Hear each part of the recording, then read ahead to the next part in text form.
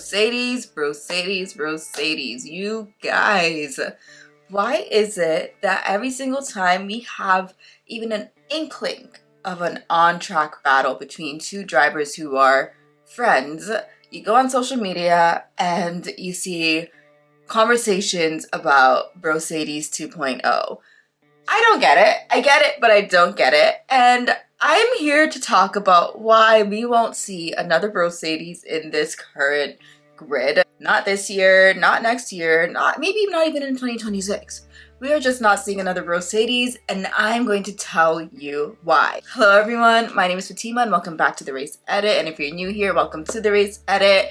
Today we're going to be talking about Brocedes because we just can't seem to escape them, can we? For those of you who don't know, which I'm sure a lot of you know because if you clicked on this video, you already know who Brocedes is, but for those of you who don't know, Brocedes is literally just two childhood best friends, Nico Rosberg and Lewis Hamilton, who were teammates together throughout the years of 2013 to 2016 for Mercedes-AMG Petronas F1 team. This was an era of Mercedes dominance, early Mercedes dominance, and also a time when a friendship ended. To talk about why we won't see Brocedes in our current grid, I think we need to go through the history of Brocedes for it to all make sense. So bear with me because I will be going through the history of Brocedes. I'm not going to go through the entire history of Brocedes because it's a lot. It is, but we're going to go through the important parts. So let's start off with these two drivers. They were childhood best friends. You have Nico Rosberg on one end and Lewis Hamilton on the other. These two first became teammates in the year 2000 when they were racing together for Mercedes-Benz McLaren. And throughout this year of them being teammates is when their friendship really formed, from what I've heard. Like, now I don't know them personally, so this is all through interviews and little things here and there. So I don't know completely, but it's said that this is how they became really good friends. Now, these two definitely came from two different worlds. On one hand, you have Nico Rosberg, who is the son of Keke Rosberg, who's a former Formula One driver. He's also a World Drivers Champion. So Nico Rosberg grew up in Monaco. He grew up in the world of motorsports. He grew up in the world of Formula One. And then you have Lewis Hamilton on the other spectrum, who grew up in Stevenage, England. He came from a lower income family. He did not grow up in the world of motorsport, but his father, Anthony Hamilton, worked hard to ensure that his son was able to achieve his dreams, wishes, and goals.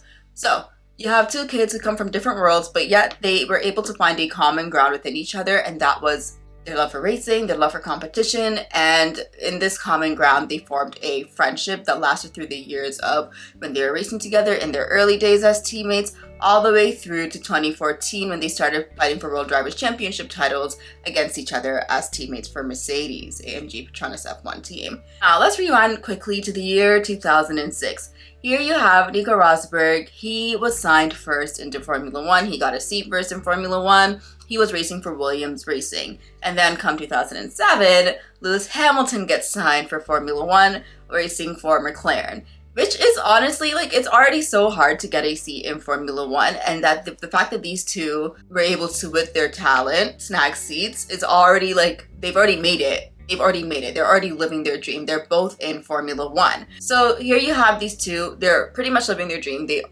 both have seats in Formula One. Two best friends doing what they love to do. And they're going to aim for their biggest dream ever, which is winning a World Drivers Championship. You see in these early years of their friendship where they support each other throughout. For instance, 2008, when Nico Rosberg got his first podium, you saw that Lewis Hamilton was there too because he won the race, but he was there too, and that support that they had for each other was something that I'm sure they dreamt and talked about nights after nights to achieve, to have them both on a podium together, and they did do that. So we see them supporting each other throughout their early years in Formula One, and then we have the besties living the ultimate dream. So in one, they're already signed in Formula One, they've shared a podium together, and now they're going to be teammates. Lewis Hamilton in 2013 started driving for Mercedes, and this was already a decisive move to begin with, but he started driving for Mercedes, which Nico Rosberg was at this point already. And in their first year as teammates, it was pretty smooth sailing, I think it's safe to say. They weren't in title contention, so they really had nothing to beef each other about, if we're gonna be honest.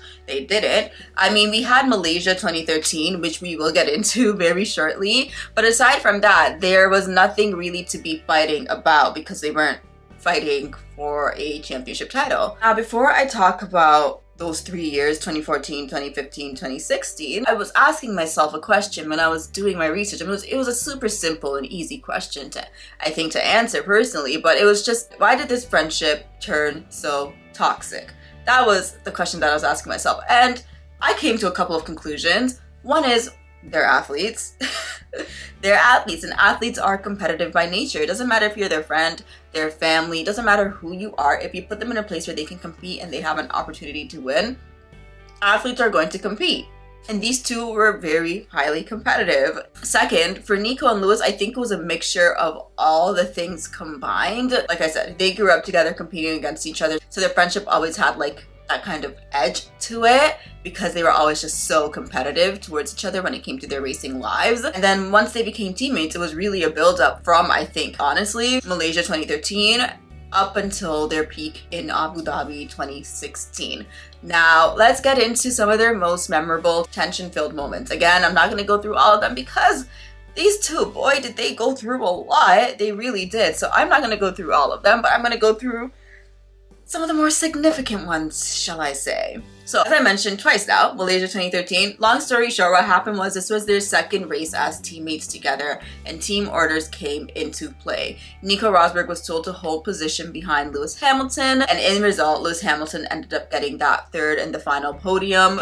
Also happened to be his first podium with Mercedes. Now at this point, both drivers were team players, but Lewis did question that choice by Mercedes and did say that Nico deserved that final podium. So like I said, at this point, they were team players, they were still on friendly terms, so there was no bad blood when it came to speaking to the press about their thoughts about this decision when it came to team orders.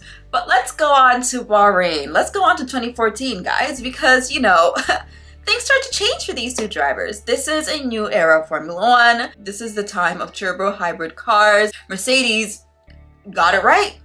They got a car that was just sweeping everyone else under the rug. They got it right, and they had two drivers who were very, very competitive and who wanted that title bad. So, Bahrain 2014. Now, this was a fun race to watch. I think this was the only race in 2014 where they were still on good terms, because right after this, I think it just, you know, for the two of them. But Bahrain 2014, Mercedes left it up to the boys. They were going back and forth, wheel-to-wheel action. It was great to watch. It was. And Mercedes let them have it. They let them have it. There was no team orders that came into play. They let the boys do what they had to do, and whoever won, and Lewis ended up winning that race. And I'm sure while at that point, letting your drivers do what they want to do and have no team orders seemed like a great idea because they kept it clean, but they definitely soon learned their lesson. That's for sure, but we'll get into that when we get into that. So after the race in Bahrain 2014, Lewis said it was a fair race and that it was a relief for him to see the finish line. And then Nico said in jest, he did say this in jest, that he strongly dislikes coming second to Lewis. That is not something that he enjoys doing, but it was the most exciting race he's ever done his whole career. However, Nico used an engine mode that was banned by Mercedes to get a power advantage over Lewis for those final few laps. Now, Lewis did get his lick back, which did he really need to get his lick back because he did win the previous three races. But if we go to Spain 2014, Lewis Hamilton got his lick back and he used that same banned engine mode to get a power advantage over Nico Rosberg that Nico Rosberg used on him in Bahrain. Lewis did the exact same thing to Nico in Spain. So, you know, competition is arising between these two. And that takes us to Hungary 2014. Team orders are back! Yay! Team orders! But yeah, Hungary 2014.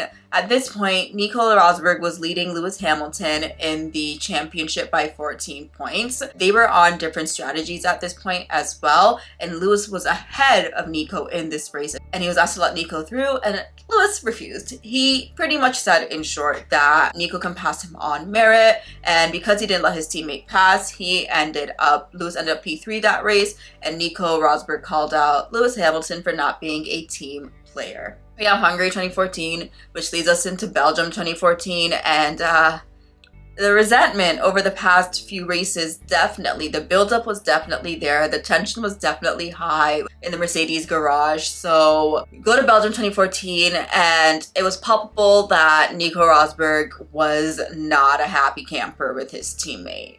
At this race, Nico attempted a move around the outside of Lewis Hamilton, and in doing so, he ended up contacting Lewis, and that contact resulted in a puncture to Lewis's car, taking him out of the race. Toto Wolff called this unacceptable and that this could never happen again. And I'm here to tell you, Mr. Wolff, that it does happen again. Oh no, but it does. It does. Yeah, I'm sorry. Your drivers, they went rogue. So after Spa 2014, Lewis Hamilton went on to win the last 6 out of 7 races, and in this he ended up winning the 2014 World Drivers' Championship title. So that is 2014. Let's go on to 2015. The boys are back at it. Mercedes, the car is still the #1 car, and Nico Rosberg and Lewis Hamilton are still teammates, and they're still doing the same thing. Now at this point, like I said, they are round 2 as championship contenders, and some memorable moments from 2015 between these two is definitely China in 2015, where Lewis Hamilton did win the race, but at what cost? No, I'm kidding. Lewis Hamilton did win the race, but Nico Rosberg was not happy with his teammate. Long story short, Nico Rosberg accused Lewis Hamilton of going too slow, and in result, backing him into Sebastian Vettel's clutches and compromising his race. Lewis responded to this by saying that it's not his job to look after Nico's race, it's my job to manage the car and bring the car home as healthy and as fast as possible. That's what I did. So yeah, you know, safe to say there's no love lost between these two, is there? And then we have Austin 2015, and we've all seen the clip. We've all seen the clip. The clip of when, I'm sorry, Nico, I know this was a big deal, and I know you were mad, but when I look back at it, I laugh. I'm so sorry. But when he threw the cap at Lewis, I know Sebastian was just like, now why am I in this? But Austin 2015, long story short, this was after Lewis Hamilton won the race, which he needed to win. But let's talk about it. Lewis Hamilton forced Nico Rosberg wide at turn 1 to claim the lead of the race, which, like I said, he needed to win, because if he won, he would win the championship title of 2015. So in this incident, Nico said that Lewis Hamilton's move was one step too far, and that's not okay. He did congratulate his teammate though, so that's a plus, right? But yeah, Austin 2015, we've all seen the clip, we all love the clip, and we all laugh at it. But you know, I'm sure in the moment my guy was mad. Not even I'm sure, I know in the moment my guy was mad. But that leads us on to 2016, because like I said, my guy was mad, and he did not like the fact that his teammate got the edge over him twice in a row and won the title championship 2 times ahead of him. Again, in a team that, mind you, he was at first. You know, he was big mad, and we know he was big mad because after Austin, Nico Rosberg went on a 7-race winning streak, which leads us actually on to 2016.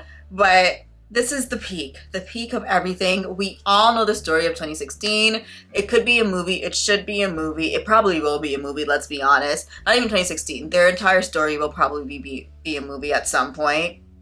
I'm so serious, it probably will. But after the Austin Grand Prix, Nico Rosberg, like I said, went on a 7-race winning streak, and that leads us on to 2016, and that leads us on to him winning the first 4 races of 2016, which takes us to Spain 2016. And if the race that haunts Toto Wolff, I know every single year when we go to Spain, he's always like, ugh. He's always just like cold sweats. The race that haunts him, the race that everyone talks about whenever we go to Spain 2016. The race for the 2 Mercedes drivers, that wasn't even a race because they were out like right at the start, but it's still like the highlight, you know? But let's talk about it. So there was differing opinions on who was to blame for this crash. Both drivers blamed each other. Of course they did. It's a blame game, don't you know? But both drivers blamed each other. So long story short, Nico Rosberg had a great start. He passed Lewis Hamilton around the outside of turn 1, and Turns out his car was in an incorrect engine mode, which meant he was going slower than Lewis coming out of turn 3. In result of this, Lewis Hamilton went for the lead, and Nico Rosberg in a post-race interview pretty much said that was his race to win. So what happened was he closed the door on Lewis, and that in result forced Lewis on the grass, which then led him to lose control and spin into Nico, and took both drivers out. Now, the stewards deemed this as a racing incident. Niki Lauda blamed Lewis Hamilton on this. The stewards basically said that Lewis had been justified in his attempt to pass, as he was 17 kilometers per hour quicker than Nico coming out of turn 3. So like I said, the blame game is everywhere. Everyone was mad. Everyone was blaming each other. Stewards said racing incident, so we call it what it is. It's just an incident, as my boy Charles likes to say. Nothing, just an incident on the race. Yeah, we just did that. But that is how that race for the Mercedes panned out for them. I do that because it was not a race at all, because they were out. Afterwards, Lewis said that incident did not harm his relationship with Nico, and that their bitter days of 2014 were pretty much behind them. I don't believe you, Lewis. I don't believe you one bit. But then we go on to Austria 2016, and now, at this point, it looks like Nico Rosberg was on course to win this race. However, he was struggling with a brake issue. And so in the final laps, Lewis Hamilton caught on to Nico, and a last lap mistake from Nico at turn 1 in result gave Hamilton a better drive on the long run into turn 3. As Lewis Hamilton turned to make the corner, Nico Rosberg pretty much went straight on and caused a collision, damaging his front wing, and Lewis Hamilton ended up winning this race. Now, here we go again.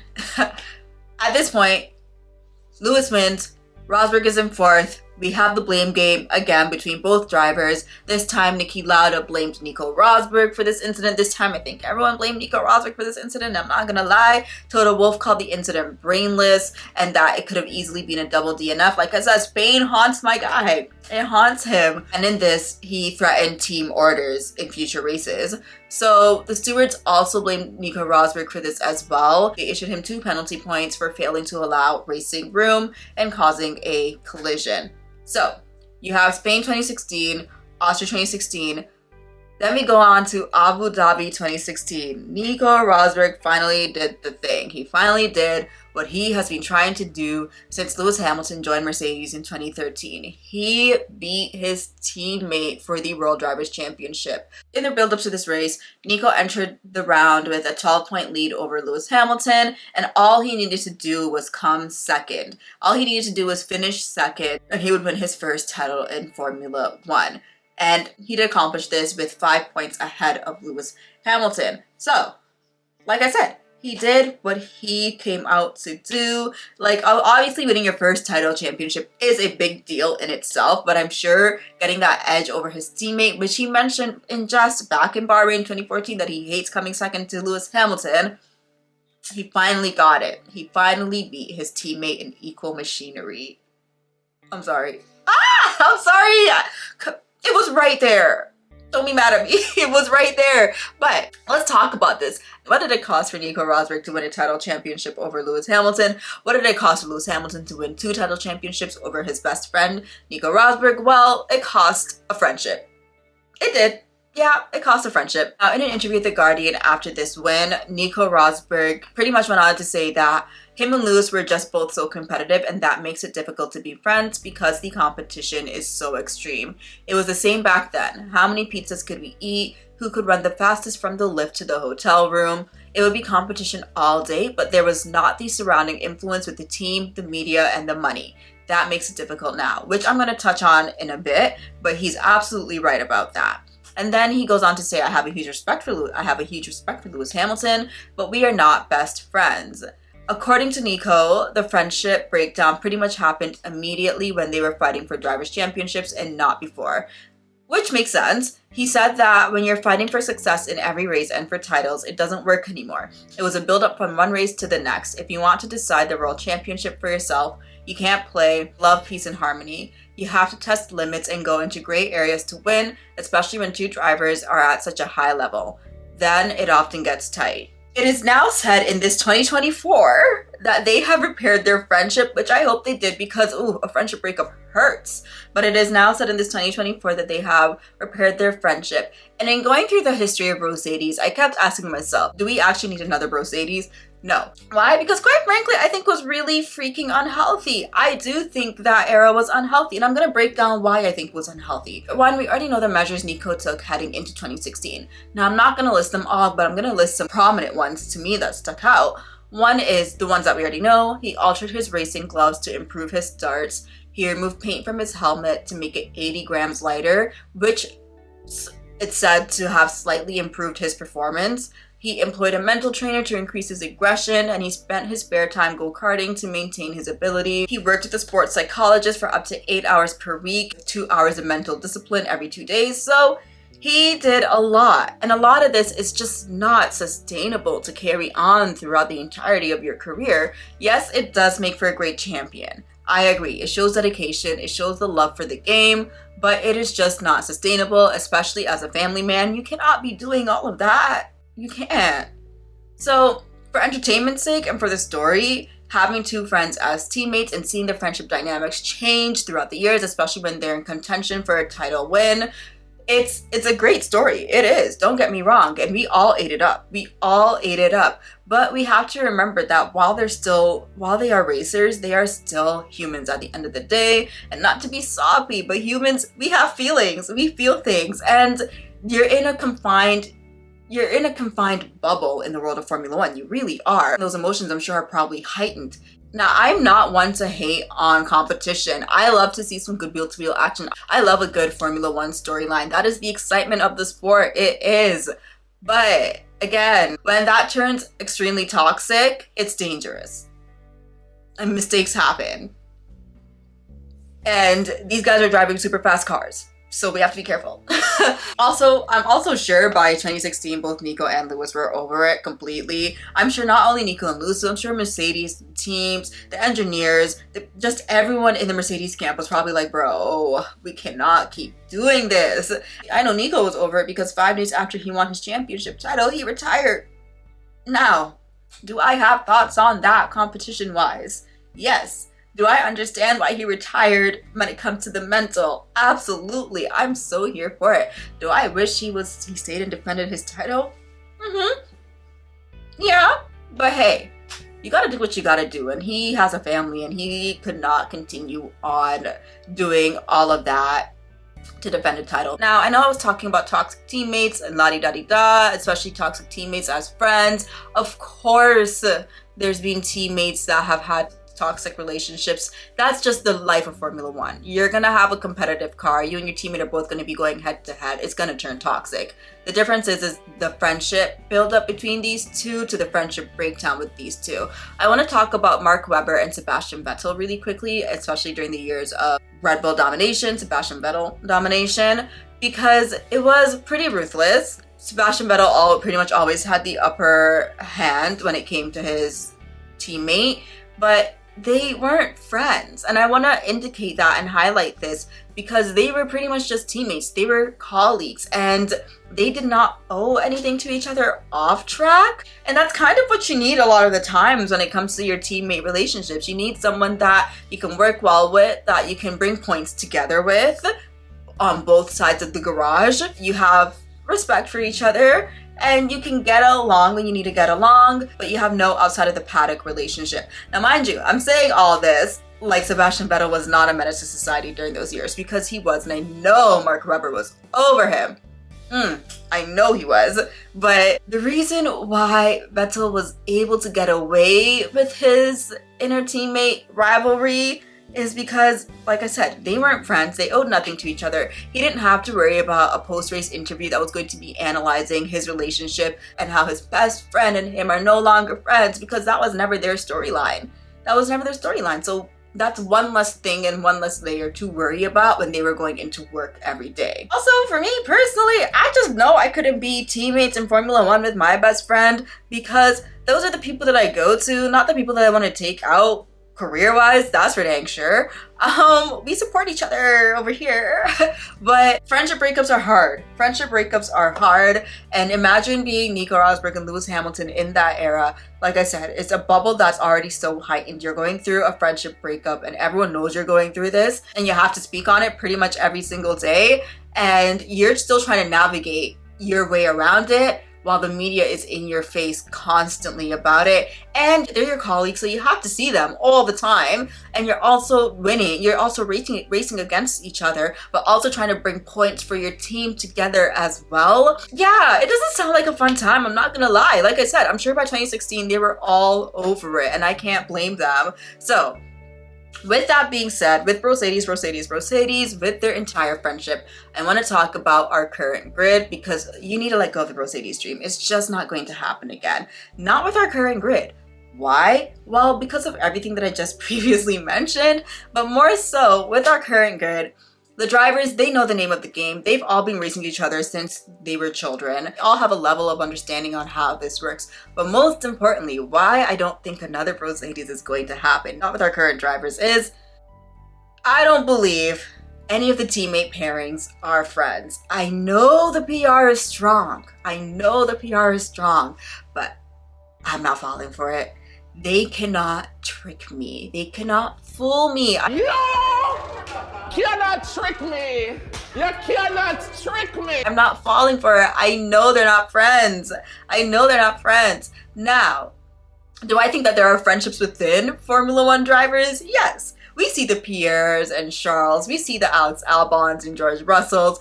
Maybe even Lando Norris and Max. That one's a bit tough to believe, though, I'm not gonna lie. But there are friendships between the drivers, just not between the teammates, and you can't fool me. And additionally, do they need to be friends? Why can't they just be colleagues? They get along well, and they go home. Why can't they do that?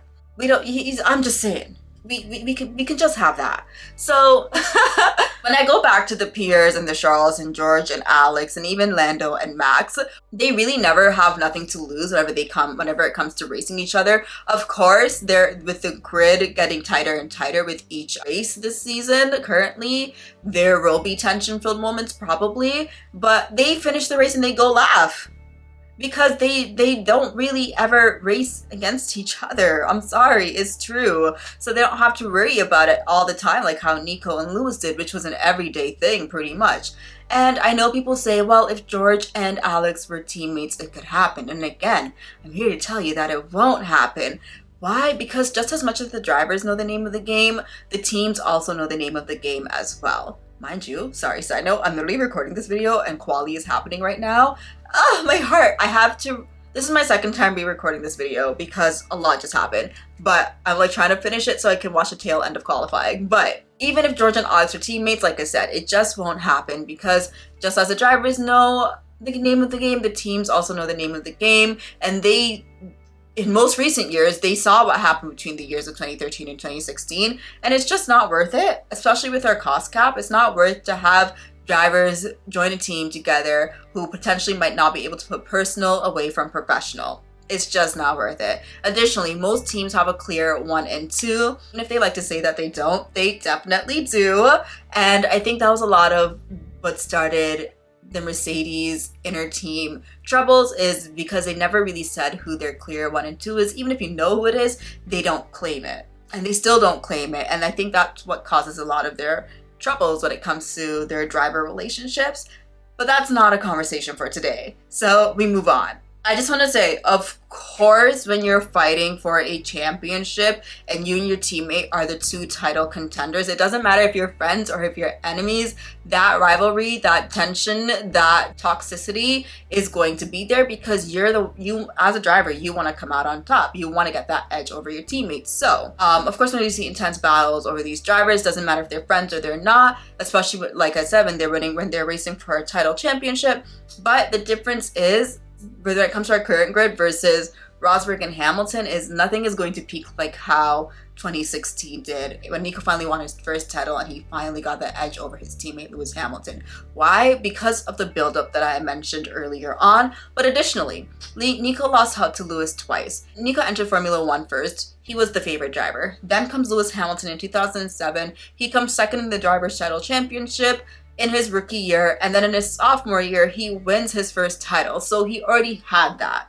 He then goes on to join Nico Rosberg's team. And mind you, Nico Rosberg already had Michael Schumacher as his previous teammate before Lewis joined the team, which is already a lot. So when it comes to 2016, that buildup of all of those things is what made Brocedes, and it is what we will not see again, not with our current drivers in Formula One. So when I say Brocedes is not going to happen again, it's because of that buildup. We don't have a storyline like that. And honestly, we don't need a storyline like that. We can have a new storyline in Formula One. Please sign me up. I don't want to talk about the faded year of 2021 because that year hurts. But the reason why it was such a good story was because you had Lewis Hamilton, who was dominating for years and years and years in Formula One. And then you had this young buck, Max Verstappen, finally get the edge over him. Aside from, you know what, but hey, we move. But that's why these storylines are so good, because it's new, it's different, and it's fresh. Now, and I also just want to say the Alpines don't count and the Alpines won't count because, one, first of all, they're not in title contention. Unless something crazy happens, Alpine is not in title contention in the year of 2024. It's just not happening. Two, I don't know why they thought it was a good idea to sign two rivals as teammates. I get it, the French thing, I get it. But come on now. Don't do that. Don't do that. But most importantly, Pierre and Esteban are not friends. There was nothing to preserve. Their friendship breakdown happened long before either of these drivers entered into Formula One. There was maybe something to build back up, but they're not doing that. Why would they do that? Why? So the Alpines don't count because those two drivers just are not friends, and they've made it clear, no matter how hard they try with the PR, they've made it clear that they're not friends, and the drivers themselves are not trying to hide it either. So with that being said, with this current group, Brocedes right now is just not happening. We don't need another Brocedes. We had it happen. Give me something new. Give me something fresh. Thank you very much. And I just want to say, what I would like to see is just have someone who comes out of the woodworks, out of nowhere, who just completely comes into Formula One, others the grid completely, and then pieces out. Now, are we ever going to get that? Probably not. But hey, a girl can dream, can she not? But yeah, that is what I have to say. And that's all I have for you today when it comes to letting go of Brocedes. Please let it go. Please give me something new. Let's let go of Brocedes and let's walk into something new here, please. And thank you again for watching this video. And if you did like it, please feel free to like and subscribe. And I will see you all in the next one. Thank you, thank you, thank you.